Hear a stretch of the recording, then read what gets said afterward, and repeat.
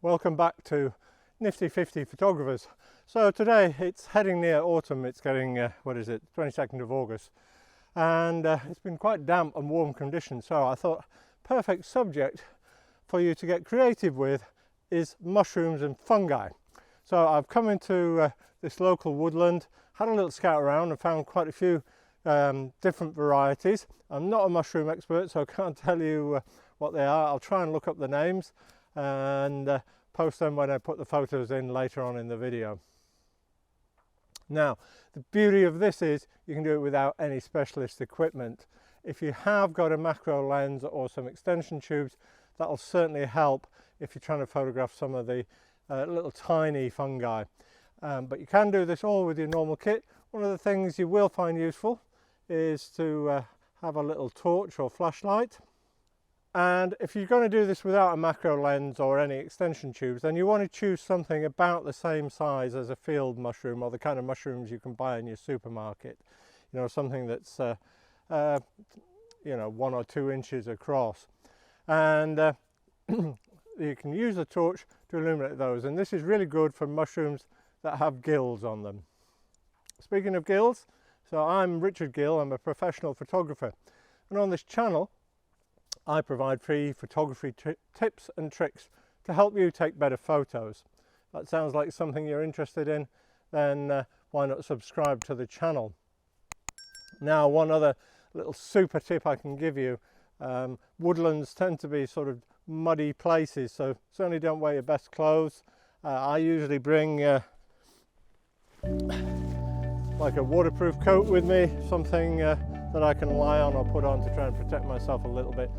So another thing you'll find useful is to wear some scruffier trousers or some waterproof trousers. I've got some work trousers on with padded knees in them, which is great for when you're kneeling on the ground trying to get little close-ups of those fungi.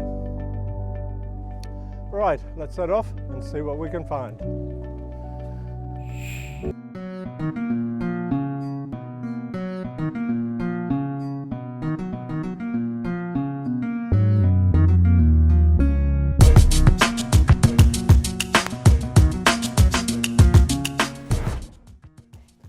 So I've got my camera set up on a tripod, and I found this little cluster of mushrooms here that looks quite nice. Now, don't forget about your composition, so try and arrange that nicely. I'm going to use a smallish aperture number, so a wide f-stop, because I'd like the background to defocus. I'm going to focus on this little cluster here, and that's how I'm going to take my first shot. I'll set my camera on a timer to avoid any camera shake.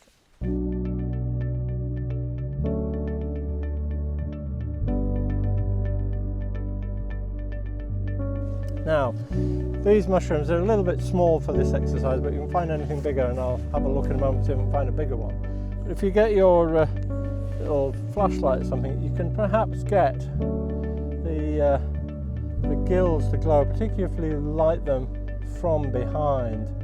And I'll show you it's probably easier to see. You need to try and get your flashlight out of shot behind the mushrooms to get that glow, because they're slightly translucent. It'll make the insides of them glow. Now, I've got an individual little mushroom up here, and I think it might work better on the single one, so I'm going to try that one. The key thing with this is I'll go to manual focus, so get your live view screen on and manual focus. If you don't know how to do that, I've got a video on that. I'll put a link to that up above. And focus right in on your mushrooms, get your composition right, set your timer on. I'm on a slightly precariously balanced tripod, and take your shot.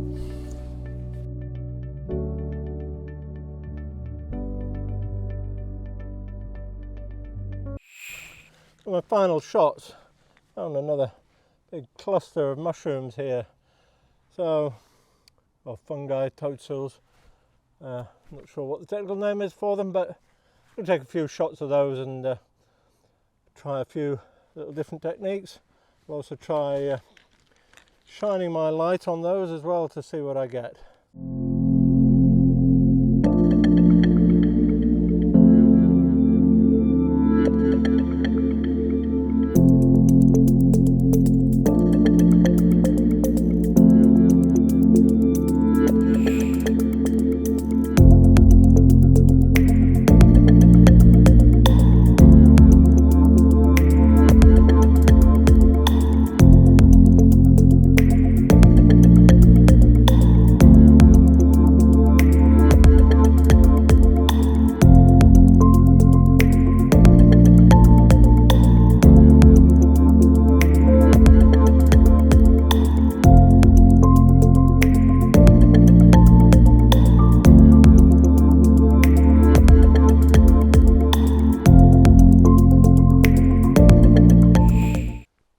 I hope you've enjoyed this little video on how to try and take some pictures of mushrooms and fungus in woodland.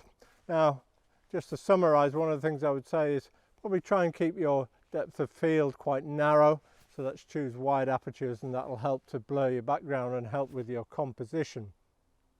The other thing I would do is probably err on the side of underexposing and use a spot focus, so you focus on the mushroom, and also set your aperture to or your meter to spot meter as well, and meter on the mushroom or fungus you're focusing on, and then try and get the rest of the background to be slightly underexposed if you can. Now, if you've enjoyed this video, please do remember to give it a like, and we do have a Nifty 50 Photographers Facebook group and page, which I'll put a link in the description, so you're welcome to follow that and to join the group. And if you're looking for more tips on how to take better photos, don't forget to download my free ebook, 50 tips to help you improve your photography. I'll put a link to that in the description. I look forward to seeing you in the next video.